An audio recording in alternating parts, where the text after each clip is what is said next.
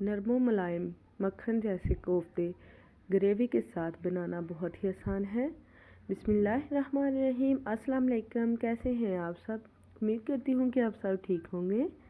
आज मैं आपके साथ शेयर करूँगी बहुत ही सॉफ्ट जूसी मज़ेदार से कोफ्ते की रेसिपी, जो कि आप बहुत ही इजीली और झटपट बना सकते हैं। मेरे ख्याल में इससे ज़्यादा आसान और ज़बरदस्त कोई भी रेसिपी कोफ्ते की नहीं हो सकती।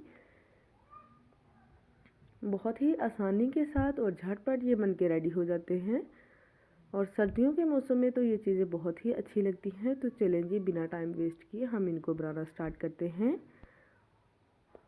यहाँ पे मैंने एक चॉपर लिया है, इसमें मैं ऐड कर रही हूँ 2 ब्रेड के स्लाइसेस ऐड करूँगी। इस तरह से तोड़ के हमने इसमें ब्रेड के स्लाइसेस ऐड कर लेने हैं। ब्रेड के स्लाइस ऐड करने के बाद हम इसमें ऐड करेंगे हरी मिर्च। 2 मैंने हरी मिर्चें ली हैं। एक दरमियाने साइज़ का प्याज लिया है, उसको भी मोटा मोटा सा कटिंग करके चॉपर में ऐड कर दिया। साथ ही इसमें ऐड कर दूंगी हरा धनिया, कुटा हुआ अदरक लहसुन, ये हम इसमें ऐड करेंगे 1 टेबल स्पून। और यहाँ पे मैं इसमें ऐड कर रही हूँ नमक 1 टीस्पून। 1 टीस्पून मैं इसमें ऐड करूँगी कुटी हुई लाल मिर्च। मिर्ची आप अपने टेस्ट के अकॉर्डिंग भी ऐड कर सकते हैं। और इनको हमने चॉप कर लेना है पहले वेजिटेबल्स को। बाकी अब हम इसमें ऐड करेंगे गोश्त। चिकन लिया था मैंने, हाफ के जी चिकन था, वो मैंने इसमें ऐड कर दिया है। बोनलेस चिकन था। और साथ ही मैंने इसमें 3 टेबल स्पून जो भुने हुए चने होते हैं उनका आटा लिया है, उनको ग्राइंड कर ले। भुने हुए चने को छान के तो मैंने इसमें यूज़ कर लिया है 3 टेबल स्पून। अब हमने इनको चॉप कर लेना है अच्छी तरह से। बहुत ही अच्छी तरह से चॉप होने के बाद ये मसाला बन के रेडी हो गया है। अब हम इनके कोफ्ते बनाएंगे। कोफ्ते मैं इनके थोड़े से बड़े साइज़ के बनाऊंगी, बहुत ज़्यादा छोटे या नॉर्मल साइज़ के कोफ्ते नहीं बनाएंगे। थोड़े से बड़े ही कोफ्ते चिकन के अच्छे लगते हैं।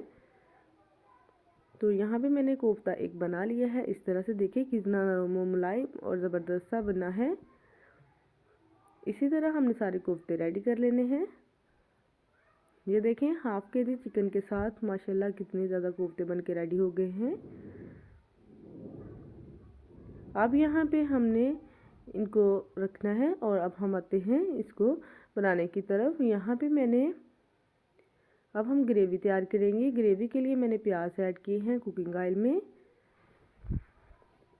प्याज मैंने बहुत ही मोटा मोटा सा कटिंग किया है, क्योंकि बाद में हमने इनको ब्लेंड ही कर लेना है।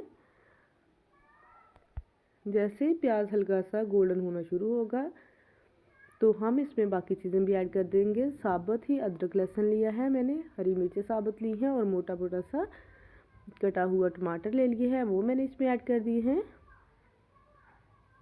तो अब हमने इनको फ्राई कर लेना है इन सारी चीज़ों को।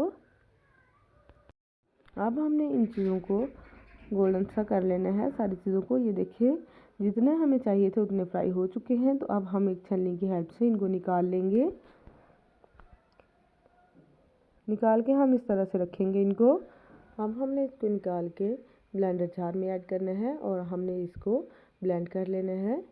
यहाँ पे मैंने फिर से कढ़ाई में ऑयल डाला है और इसमें ऐड कर दिया है जो हमने मसाला प्याज टमाटर और अदरक लहसुन हमने मसाला तैयार किया था, उनको ब्लेंड करके ऐड कर देंगे इसमें। और अब हमने इसको, ये ऑलरेडी कुक तो हो चुके थे, अब हमने जस्ट इसको थोड़ा सा फ्राई करना है। जैसे ही ये थोड़े से फ्राई होंगे तो अब हम इसमें बाकी स्पाइसेस भी ऐड कर देंगे। इस पॉइंट पे अगर आपको मेरी वीडियो अच्छी लग रही है, वीडियो को लाइक ज़रूर कर दें। अगर आप चैनल पर नए हैं तो चैनल को सब्सक्राइब भी लाजमी कर दें।